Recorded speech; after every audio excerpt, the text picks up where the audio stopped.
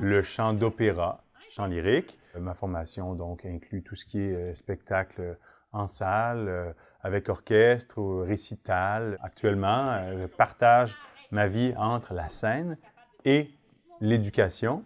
Je suis ce qu'on appelle un médiateur culturel.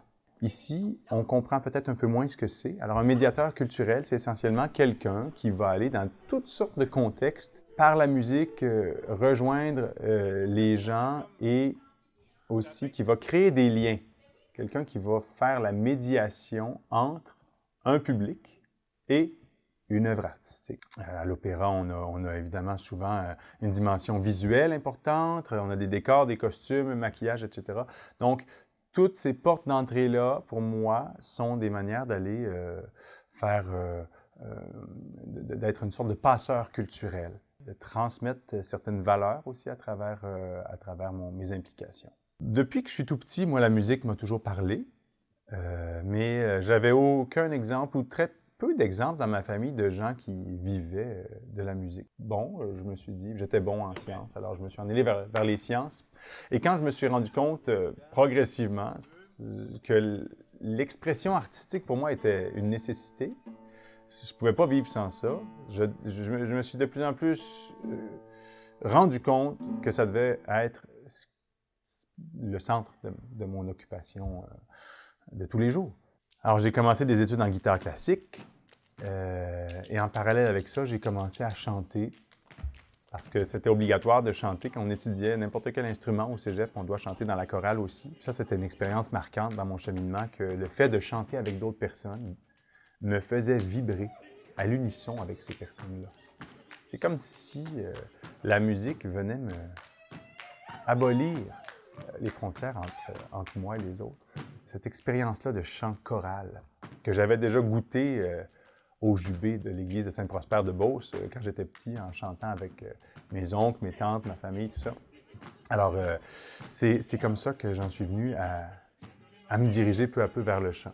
L'expression d'un texte aussi, la poésie dans le chant qui me rejoignait beaucoup. Peu à peu, en étudiant le chant classique, ça a été difficile pour moi de me retrouver parce que le monde de l'opéra est un monde dans lequel, bon, on voyage beaucoup, il y a une carrière internationale assez exigeante. Voyager par le monde et chanter, il me manquait quelque chose. J'ai besoin de sentir que j'appartiens à une communauté. Cette sensation-là est incompatible avec une dynamique de compétition. Ce que j'essaie de créer autour de moi, c'est une dynamique de coopération, une dynamique de croissance mutuelle, une dynamique d'enrichissement par nos différences.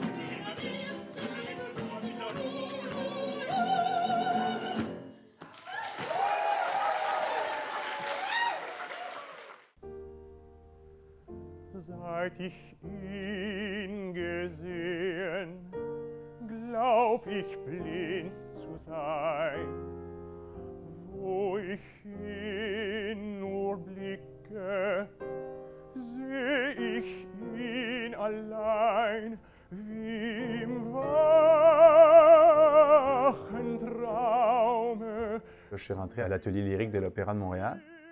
Et c'est là que j'ai eu la chance de rencontrer Pierre Vachon, le directeur des projets spéciaux et l'éducation à l'Opéra de Montréal, qui peu à peu m'a proposé d'aller faire des visites dans les écoles pour parler de ce que je faisais. Mais je me suis rendu compte que cette approche-là, d'utiliser mon expérience comme chanteur, mon charisme scénique, mais à des fins éducatives, m'apportait quelque chose que je retrouvais nulle part ailleurs. Puis M. Vachon, peu à peu, m'a amené à chanter pour des publics aussi variés que des gens qui vivent dans la rue, qui sont en situation d'itinérance, des gens qui ont différents troubles du spectre de l'autisme, des aveugles. Et c'est extrêmement enrichissant pour moi. Alors, en ce moment, une partie de ce qui m'occupe, c'est d'utiliser la musique aussi à des fins de dialogue interculturel, d'affirmation identitaire. Je travaille beaucoup en francisation avec des nouveaux arrivants, etc. J'utilise la musique pour favoriser soit l'appropriation de la langue française, soit une identification à la culture, et aussi pour valoriser la culture d'origine des nouveaux arrivants, tout en continuant à être un artiste sur scène, parce que ces deux volets-là de ma profession me permettent de... Ce sont les deux phases d'une respiration, je dirais.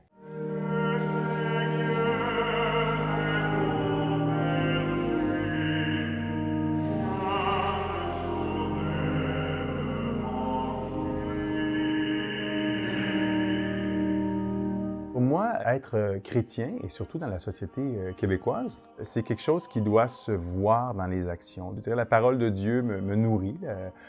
Quand j'anime à l'Oratoire Saint-Joseph régulièrement, malgré un emploi du temps parfois effréné, j'ai ces petits oasis-là où je vais m'asseoir et me laisser nourrir par la parole de Dieu. J'ai la chance d'avoir une conjointe aussi pour qui ça a un sens, cette dimension spirituelle. C'est une de mes racines les plus importantes, la foi, la dimension spirituelle, le contact avec cette source de l'amour. Je sens que c'est ce qui donne un sens à ce que je fais. Et en même temps, je suis un être très scientifique. Je suis très cartésien parfois. Je lis tout ce qui se découvre sur le cosmos, les expériences de la NASA, tout ça.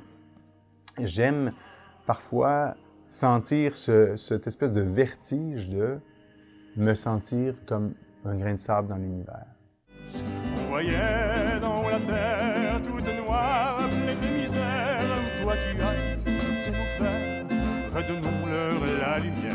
Pour moi, l'art peut et doit jouer un rôle dans l'éveil de cette dimension spirituelle-là, à tous les âges.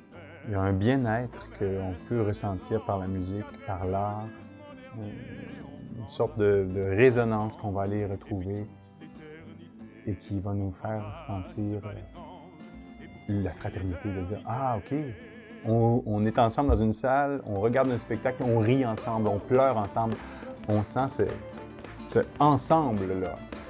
C'est la dimension qui nous a manqué à tous durant la pandémie, d'ailleurs, le rassemblement, le fait de nous rassembler pour voir qu'on se ressemble, qu'on veut ensemble les mêmes expériences de communion. Nous allons vivre une expérience de communion. On se réunit ensemble autour d'une œuvre d'art, autour de la beauté, mais qui va nous faire sentir notre humanité, notre lien avec les autres. Je crois fermement que l'art vient nourrir une partie de nous qui est vraiment profonde. Et je pense que c'est ce que les gens sentent et qui les fait revenir à un spectacle quand ils ont goûté à la scène. C'est ce que je crois profondément. Sinon, je ne ferais pas ce métier.